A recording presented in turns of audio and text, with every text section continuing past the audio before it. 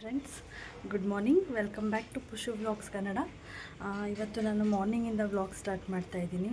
ಚಿನ್ನಮ್ಮ ಸ್ಕೂಲ್ಗೆ ಹೋಗಿದ್ದಾಳೆ. ಚಿಕ್ಕುಗೆ 9th ಮಂತದ್ದು vaccination ಇದೆ. ಸೊ ಚಿನ್ನಮ್ಮ ಬರೋ ಅಷ್ಟರಲ್ಲಿ ನಾವು ಹೋಗಿ ವ್ಯಾಕ್ಸಿನೇಷನ್ ಹಾಕ್ಸ್ಕೊಂಡು ವಾಪಸ್ ಬರಬೇಕು. ಅವಳು 1 o'clock ಹಂಗೆ ಬರ್ತಾಳೆ. ಇವಳದು ಭಯ ಆಗ್ತಿದೆ, ಯಾವ ಥರ ರಿಯಾಕ್ಟ್ ಮಾಡ್ತಾಳೆ ಅಂತ. ಅಂದರೆ ಸ್ವಲ್ಪ ಇವಾಗ ಅವಳಿಗೆಲ್ಲ ಗೊತ್ತಾಗ್ತಾ ಇದೆ ಅಲ್ಲ, ಪೇನ್ ಎಲ್ಲ. ಹಾಗಾಗಿ ನೋಡೋಣ ಯಾವ ಥರ ರಿಯಾಕ್ಟ್ ಮಾಡ್ತಾಳೆ ಅಂತ.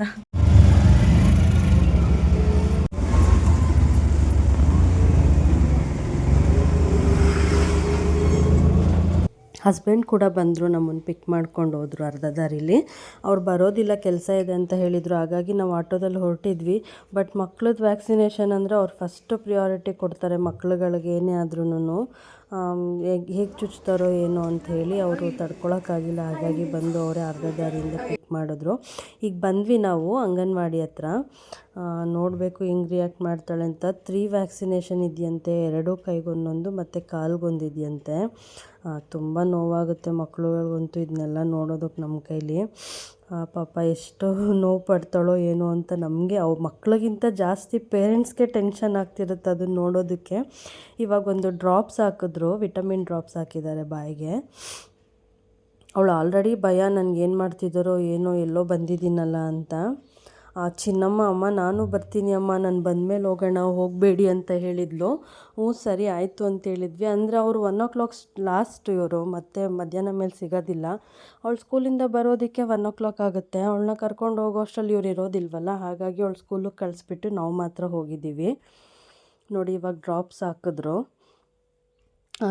ನಾವು ಚಿನ್ನಮ್ಮಂಗೂ ಕೂಡ ಇವ್ರ ಹತ್ರನೇ ಹಾಕ್ಸ್ತಾ ಇದ್ವಿ ವ್ಯಾಕ್ಸಿನೇಷನ್ನು. ಹಾಗಾಗಿ ಮೊದಲಿಂದನೂ ಪರಿಚಯ ಇಲ್ಲ. ಹಾಗಾಗಿ ತುಂಬ ಅರ್ಜೆಂಟ್ ಮಾಡಲ್ಲ, ಸಮಾಧಾನದಲ್ಲಿ ಪೇಷನ್ಸಿಂದ ನಿಧಾನಕ್ಕೆ ಹಾಕ್ತಾರೆ ಮಕ್ಕಳು. ಒಂದು ವ್ಯಾಕ್ಸಿನೇಷನ್ ಹಾಕಿದ ತಕ್ಷಣ ಸ್ವಲ್ಪ ಟೈಮ್ ಕೊಟ್ಟು ಅವ್ರು ಅಳೋದು ಸ್ಟಾಪ್ ಮಾಡಿದ್ಮೇಲೆ ಮತ್ತೆ ಇನ್ನೊಂದು ಹಾಕ್ತಾರೆ. ಬಟ್ ಕೆಲವೊಬ್ಬರು ಆಗಲ್ಲ, ಕೆಲವೊಂದು ಕಡೆ ತುಂಬ ಸಿಡಿ ಅಂತಿರ್ತಾರೆ, ತುಂಬ ಅರ್ಜೆಂಟ್ ಮಾಡ್ತಾರೆ ಬೇಗ ಬೇಗ ಅಂತ. ಮಕ್ಕಳು ಅಳೋದೆಲ್ಲ ನಿಲ್ಲಿಸೋವರೆಗೂ ನಾವು ಕಾಯೋದಕ್ಕಾಗೋದಿಲ್ಲ, ಈ ಥರ ಎಲ್ಲ ಮಾತಾಡ್ತಾರೆ ಕೆಲವೊಬ್ಬರು. ಬಟ್ ಇವ್ರು ಆ ಥರ ಅಲ್ಲ, ತುಂಬಾ ಪೇಷನ್ಸಿಂದ ಇರ್ತಾರೆ ನಾನು ನೋಡಿರೋ ಪ್ರಕಾರ. ನಾನು ಇಷ್ಟು ಎಲ್ಲರದು ಜನರದ್ದು ಒಪಿನಿಯನ್ ತೊಗೊಂಡಿದ್ದೀನಲ್ಲ, ಎಲ್ಲರೂ ಹಾಗೆ ಹೇಳ್ತಾರೆ, ತುಂಬ ಸಿಡಿ ಅಂತಾರೆ, ಅದಕ್ಕೆ ನಾವು ಗೌರ್ಮೆಂಟಲ್ಲಿ ಹಾಕ್ಸಲ್ಲ ಹಾಗೆ ಹೀಗೆ ಅಂತ. ಬಟ್ ಇವ್ರು ಮಾತ್ರ ತುಂಬಾ ಪೇಷನ್ಸಿಂದ ಇರ್ತಾರೆ, ತುಂಬ ಚೆನ್ನಾಗಿ ಹಾಕ್ತಾರೆ. ಅದು ತುಂಬ ಇಂಪಾರ್ಟೆಂಟ್ ಅಲ್ವಾ. ಸೊ ಹಾಗಾಗಿ ನಾವು ಇಲ್ಲೇ ಹಾಕ್ಸಿದ್ವಿ ಚಿನ್ನಮ್ಮಂಗೂ. ಇವಳಿಗೂ ಸ್ವಲ್ಪ ದೂರ ಆದರೂ ಪರವಾಗಿಲ್ಲ ಅಂತ ಇಲ್ಲಿಗೆ ಕರ್ಕೊಂಡು ಬರ್ತೀವಿ. ಇವಾಗ ನೋಡಿ ಕೈಗೆ ಹಾಕ್ತಾಯಿದ್ದಾರೆ. ನೋಡ್ತಾ ಇದ್ದಾಳೆ, ಅವಳ ಫೇಸ್ ನೋಡಿದ್ರೆ ಎಷ್ಟು ಅಯ್ಯೋ ಅನಿಸುತ್ತೆ ನೋಡಿ, ಏನು ಮಾಡ್ತಾರೆ ಅಂತ. ಅಪ್ಪ ತುಂಬ ನೋವಾಗುತ್ತೆ ಮಕ್ಳುಗಳಿಗೆ. ಅದು ಫುಲ್ಲು ನೀಡಲ್ಲಿ ಒಳಗಡೆ ಹೋಗೋವರೆಗೂ ಚುಚ್ತಾರೆ. ಹೇಗೆ ತಡ್ಕೋಬೇಕು ಹೇಳಿ ಮಕ್ಕಳು, ನಮಗೆ ಆಗೋದಿಲ್ಲ. ಒಂದು ಸ್ಮಾಲ್ ಇಂಜೆಕ್ಷನ್ ಇವಾಗ ಹಾಕ್ಸ್ಕೊಳ್ಳೋದಕ್ಕೂ ನನಗೆಷ್ಟು ಭಯ ಆಗುತ್ತೆ ಅಂದರೆ, 2 C-section ಆಗಿದೆ. ಆದರೂ ಕೂಡ ಇವಾಗ ನನಗೊಂದು ಇಂಜೆಕ್ಷನ್ ಹಾಕ್ತಾರೆ ಅಂದರೆ ಒಂಥರ ಜೀವ ಎಲ್ಲ ಕೈಲಿಟ್ಕೊಂಡು ಹಾಕ್ಸ್ಕೊಳ್ತೀನಿ, ಅಷ್ಟು ಭಯ ಆಗುತ್ತೆ. ಅಂಥದ್ರಲ್ಲಿ ಇಷ್ಟು ಪುಟ್ಟ ಮಕ್ಳಿಗೆ ಹಾಕಬೇಕು ಅಂದರೆ ಅವಕ್ಕೆ ಎಷ್ಟು ನೋವಾಗುತ್ತೆ ಅಲ್ವಾ. ಇವಳ್ದು ಇನ್ನೊಂದು ಏನಂದರೆ, ಅಳೋದಕ್ಕೆ ಸ್ಟಾರ್ಟ್ ಮಾಡಿದ್ರೆ ಉಸಿರು ಕಟ್ಕೊಂಡ್ಬಿಡ್ತಾಳೆ ಇವಳು. ಹಂಗಾಗಿ ಸ್ವಲ್ಪ ನಾವು ಜಾಸ್ತಿ ಅಳೋದಕ್ಕೆ ಬಿಡಲ್ಲ ಅವಳನ್ನ, ಏನಾದರೂ ಮಾಡಿ ಸಮಾಧಾನ ಮಾಡಿಬಿಡ್ತೀವಿ. ಇವಾಗ ನೋಡಿ ಇನ್ನೊಂದು ಕೈಗೆ ಹಾಕ್ತಾಯಿದ್ದಾರೆ. ಅವಳಿಗೆ ಫಸ್ಟ್ ಹಾಕಿದ್ರಲ್ಲ ಗೊತ್ತಾಯ್ತು ಅವಳಿಗೆ. ಇವಾಗ ಇನ್ನೊಂದಕ್ಕೆ ಹಾಕೋದಕ್ಕೆ ಬಂದ ತಕ್ಷಣ ಅಳೋದಕ್ಕೆ ಸ್ಟಾರ್ಟ್ ಮಾಡಿಬಿಟ್ಲು, ನನಗೆ ಹಾಕ್ತಾಯಿದ್ದಾರೆ ಅಂತ. ಇವಾಗ ತೊಡೆಗೆ ಹಾಕ್ತಾಯಿದ್ದಾರೆ. ಪಾಪ ಅನಿಸುತ್ತೆ ಮಕ್ಳುಗಳ್ನ ಇದೆಲ್ಲ ನೋಡಿದ್ರೆ. ಬಟ್ ಏನು ಮಾಡೋದು, ಅವ್ರು ಒಳ್ಳೇದಕ್ಕೋಸ್ಕರನೇ ಅಲ್ವ ಇದೆಲ್ಲ ಮಾಡಿರೋದು. ಹಾಗಾಗಿ ಸ್ವಲ್ಪ ನೋವಾದರೂ ಪರವಾಗಿಲ್ಲ ಅಂತ ಹಾಕಿಸ್ಬೇಕು. ಅಂದರೆ ಇವಾಗ 9th ಮಂತ್ ವ್ಯಾಕ್ಸಿನೇಷನ್ ಏನಿದೆ, ಇದು ಹಾಕಿಸಿದ್ರೆ ಜ್ವರ ಏನೂ ಬರೋದಿಲ್ಲ. ಜಸ್ಟ್ ಅವಾಗ ಹಾಕುವಾಗ ಅಷ್ಟೇ ನೋವಾಗುತ್ತೆ, ಯಾವುದೇ ರೀತಿ ಪೇಯ್ನ್ ಇರೋದಿಲ್ಲ ಮತ್ತು ಜ್ವರ ಬರೋದಿಲ್ಲ ಅಂತ ಹೇಳಿದ್ದಾರೆ. ಇವಾಗ ಚಿಕ್ಕುನ ಮನೇಲೇ ಬಿಟ್ಟು ನಾನು, ಸೌಮ್ಯಕ್ಕ ಮತ್ತು ಪುಟ್ಟಿ ಹೇರ್ ಸ್ಟೈಲ್ ಮಾಡಿಸ್ಕೊಳ್ಳೋಣ ಅಂತ ಹೊರಟಿದ್ದೀವಿ. ಚಿಕ್ಕು ಹುಷಾರಾಗಿದ್ಲು, ಆರಾಮಾಗಿದ್ಲು. ಅವ್ರು ಹೇಳಿದರು ಪೇನ್ ಇರೋದಿಲ್ಲ, ಜ್ವರ ಏನೂ ಬರೋದಿಲ್ಲ ಅಂತ. ಹಾಗಾಗಿ ಮಾಡಿಸ್ಕೊಂಡು ಬರೋಣ ಅಂತ ಹೋದ್ವಿ. ಪುಟ್ಟಿನೂ ತುಂಬ ದಿನದಿಂದ ಹೇರ್ ಕಟ್ ಮಾಡಿಸ್ಕೋಬೇಕು ಅಂತ ಹೇಳ್ತಿದ್ಲು. ನಾನು ಕೂಡ ಸುಮಾರು ಒಂದು 1-2 ಇಯರ್ಸಿಂದ ಹೇರ್ ಕಟ್ ಮಾಡಿಸ್ಕೋಬೇಕು ಅಂತ ತುಂಬ ಆಸೆ ಇತ್ತು. ನಂದು ತುಂಬ ಲಾಂಗ್ ಹೇರ್ ಇತ್ತು. ಚಿನ್ನಮ್ಮಂದು ಡೆಲಿವರಿ ಆದಮೇಲೆ ತಿರುಪತಿಗೆ ಮುಡಿ ಕೊಟ್ಟಿದ್ವಿ. ಆವಾಗ ನಾನು ಇಷ್ಟು ಬೆಳೆದಿತ್ತು. ಲಾಸ್ಟ್ ಇಯರ್ ಮಾಡಿಸ್ಕೊಳ್ಳೋದಕ್ಕೆ ನಾನು ಚಿಕ್ಕದು ಪ್ರೆಗ್ನೆಂಟ್ ಇದ್ದೆ, ಹಾಗಾಗಿ ಮಾಡಿಸ್ಕೊಂಡಿರಲಿಲ್ಲ. ಶಾರ್ಟ್ ಹೇರ್ ಇದ್ದಾಗಲೇ ನನಗೊಂದು different style of haircut ಮಾಡ್ಕೋಬೇಕಂತ ತುಂಬ ಆಸೆ ಇತ್ತು. ಹಾಗಾಗಿ ನನ್ನ ಹಸ್ಬೆಂಡ್ ಹತ್ರ ಯಾವಾಗಲೂ ಹೇಳ್ತಿದ್ದೆ, ನಾನೇನಾದರೂ ಹೇರ್ ಕಟ್ ಮಾಡಿಸ್ಕೊಳ್ತೀನಿ ಅಂತ. ಅವರು ಸರಿ ಆಯಿತು ಮಾಡಿಸ್ಕೊ ಅಂತ ಹೇಳಿದ್ರು. ಅವ್ರು ತುಂಬ ಎನ್ಕರೇಜ್ ಮಾಡ್ತಾರೆ ಮಾತ್ರ.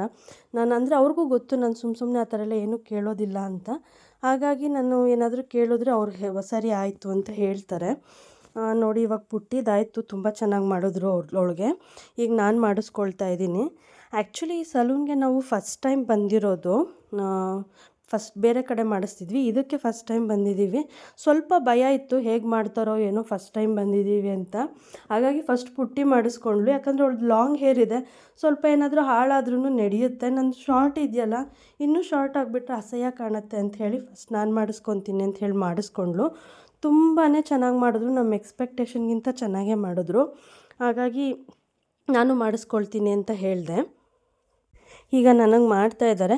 ಅಂದರೆ ನಾನು ಇದೇ ಥರ ಕಟ್ಟಿಂಗ್ ಮಾಡಿ ಆ ಥರ ಮಾಡಿ ಅಂತ ನಾನೇನೂ ಹೇಳಿಲ್ಲ. ಅವರು ಕೂಡ ನಿಮಗೆ ಸೂಟ್ ಆಗೋ ಥರ ನಾನು ಮಾಡಿಕೊಡ್ತೀನಿ ಮೇಡಮ್ ಅಂತ ಹೇಳಿದ್ರು.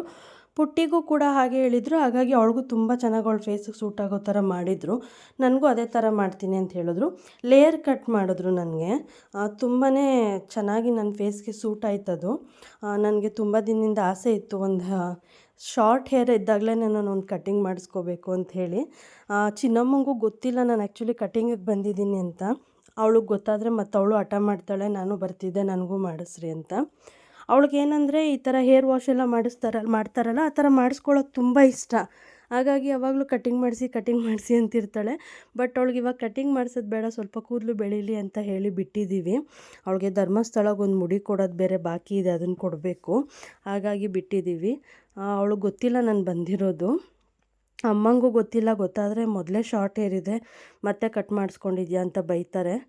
ನೋಡಬೇಕು ಹೋದ್ಮೇಲೆ ಹೆಂಗೆ ರಿಯಾಕ್ಟ್ ಮಾಡ್ತಾರೆ ಅಂತ ಹೇಳಿ. ಬಟ್ ಹಸ್ಬೆಂಡ್ಗೆ ಗೊತ್ತು, ಅವ್ರಿಗೆ ಹೇಳ್ಬಿಟ್ಟೆ ಬಂದಿದ್ದೀನಿ. ತುಂಬ ಚೆನ್ನಾಗಿ ಮಾಡಿದ್ರು ಇವರು ಸರ್ವೀಸು. ಫಸ್ಟ್ ಟೈಮ್ ಬಂದಿದ್ದು ನಮಗೆ ತುಂಬಾ ಖುಷಿ ಆಯಿತು. ನಮ್ಮ ಎಕ್ಸ್ಪೆಕ್ಟೇಷನ್ಗಿಂತ ಚೆನ್ನಾಗಿ ಮಾಡಿದ್ರಲ್ಲ. ಮೇನ್ ಕಸ್ಟಮರ್ ಸ್ಯಾಟಿಸ್ಫ್ಯಾಕ್ಷನ್ ಅನ್ನೋದು ಎಷ್ಟು ಇಂಪಾರ್ಟೆಂಟ್ ಒಂದು ಬಿಸ್ನೆಸ್ಸಲ್ಲಿ ಅಂತ ನಮ್ಗೆ ಇವತ್ತು ಅರ್ಥ ಆಯಿತು. ನೋಡಿ, ನಾವು ಫಸ್ಟ್ ಟೈಮು ಹೆದ್ರುಕೊಂಡು ಬಂದ್ವಿ. ಇವ್ರ ಹತ್ರ ಒಂದು ಹೇರ್ ಕಟ್ ಮಾಡಿಸಿದ ಮೇಲೆ ನಮ್ಗೆ ಅನ್ನಿಸ್ತು 3 ಜನಕ್ಕೆ ಮತ್ತೆ ಇವ್ರ ಹತ್ರನೇ ಬರಬೇಕು. ಒಂದು ಐಬ್ರೋಗಾಗಲಿ ಯಾವುದಕ್ಕೆ ಆಗಲಿ, ಫೇಶಿಯಲ್ ವ್ಯಾಕ್ಸಿಂಗ್ ಇವ್ರ ಹತ್ರನೇ ಬರಬೇಕು ಅಂತ. ನಾವು ಒಂದು 3-4 ಜನಕ್ಕೆ ಹೇಳಿದ್ವಿ ಬಂದಮೇಲೆ, ಅಲ್ಲಿ ಹೋಗಿದ್ವಿ ಫಸ್ಟ್ ಟೈಮು, ತುಂಬ ಚೆನ್ನಾಗಿ ಮಾಡಿದ್ರು ಅಂತ. ಈ ಥರ ರೆಫರೆನ್ಸಸ್ಸು ಈ ಥರ ಎಲ್ಲ ನಮ್ಮದು ಬಿಸ್ನೆಸ್ ಗ್ರೋತ್ ಆಗೋದಕ್ಕೆ, ಯಾವುದೇ ಒಂದು ಬಿಸ್ನೆಸ್ಸು ಇದು ತುಂಬ ಇಂಪ್ರೂವ್ ಆಗುತ್ತೆ, ಕಸ್ಟಮರ್ ಸ್ಯಾಟಿಸ್ಫ್ಯಾಕ್ಷನ್ ಅನ್ನೋದು ಅಂತ ನಮ್ಗೆ ಇವಾಗ ಗೊತ್ತಾಯಿತು. ನೋಡಿ, ಈಗ ಹೇರ್ ಸೆಟ್ ಮಾಡ್ತಿದ್ದಾರೆ. ನಾನು ಹೇಳಿದೆ ಪಾಪು ಬಿಟ್ಟು ಬಂದಿದ್ದೀನಿ, ಎಷ್ಟು ಬೇಗ ಆಗುತ್ತೋ ಅಷ್ಟು ಬೇಗ ಮಾಡಿ ನನಗೆ ಅಂತ. ಹಾಗಾಗಿ ಸ್ವಲ್ಪ ಬೇಗನೆ ಮಾಡಿದ್ರು ಅಂಥೇಳಿ ಹರಿಬರಿ ಮಾಡ್ಕೊಳ್ದೆ ಅರ್ಧಂಬರ್ಧ ಕೆಲಸ ಮಾಡಲಿಲ್ಲ. ತುಂಬ ಚೆನ್ನಾಗಿ ಮಾಡಿದ್ರು. ನಮಗೆ ಮಾತ್ರ ಮನಸ್ಫೂರ್ತಿಯಾಗಿ ತುಂಬಾ ಇಷ್ಟ ಆಯಿತು. ನಿಮಗೂ ಕೂಡ ಲಾಸ್ಟಲ್ಲಿ ಪಿಕ್ ಹಾಕ್ತೀನಿ ಹೇಗೆ ಕಾಣ್ತಿದ್ದೀನಿ ಅಂತ. ಓಕೆ ಫ್ರೆಂಡ್ಸ್, ಇದಾಗಿತ್ತು ನನ್ನ ಇವತ್ತಿನ ವ್ಲಾಗ್. ಈ ವ್ಲಾಗ್ ನಿಮಗೆಲ್ಲ ಇಷ್ಟ ಆಗಿದೆ ಅಂತ ಹೇಳಿ ಅಂದ್ಕೊಂಡಿದ್ದೀನಿ. ಮತ್ತೊಂದು ಹೊಸ ವ್ಲಾಗ್ ಜೊತೆಗೆ ನಾನು ನಿಮಗೆ ಮತ್ತೆ ಸಿಗ್ತೀನಿ. ಅಲ್ಲಿವರೆಗೂ ಯಾರೆಲ್ಲ ನನ್ನ ಚಾನಲ್ಗೆ ಸಬ್ಸ್ಕ್ರೈಬ್ ಮಾಡಿಲ್ಲ, ಸಬ್ಸ್ಕ್ರೈಬ್ ಮಾಡಿ, ಲೈಕ್ ಮಾಡಿ, ಶೇರ್ ಮಾಡಿ. Thank you.